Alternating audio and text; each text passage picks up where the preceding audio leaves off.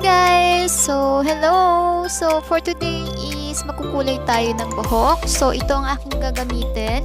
So, this is from this creamy bubble color. And ang nakuha kong kulay is marshmallow brown. And ang gusto ko lang ma-achieve is mag-light lang naman yung aking dulong hair kasi medyo nag-darken na siya. And kung mapapansin nyo, ayan, nakasulat naman sa box lahat ng information na kailangan yung sundin and yung mga step niyan. So, madali lang to guys. And siguro aabutin lang tayo ng mga isang oras para gawin itong hair color natin. So, sana ma-achieve ko yung malighten ko lang yung dulo ng aking hair kasi yun lang naman talaga yung gusto ko.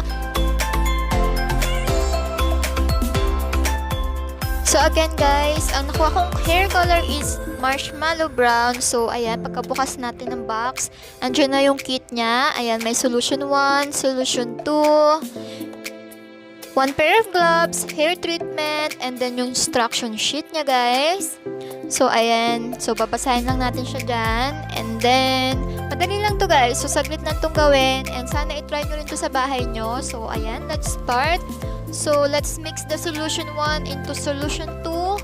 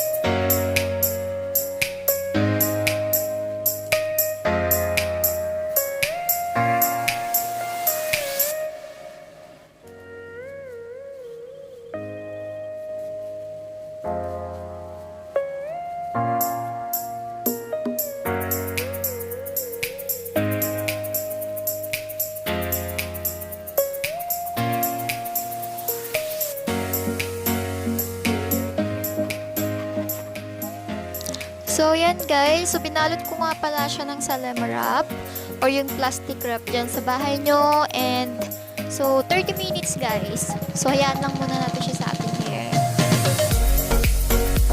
So, ayan guys. So, after ko siyang winash, after 30 minutes, ayan, i-blow dry na natin siya. And, we'll see guys kung na-achieve